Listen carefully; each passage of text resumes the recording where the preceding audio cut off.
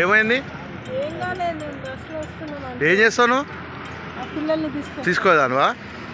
ఏమైంది? ఎంతమంది ఉన్నారు పిల్లలు బస్సులో? చెప్పు, ఈడైపోకున్నాడు చెప్పాల్సిందే నువ్వు. ఆడ ఇంకా 100 మంది వస్తారు.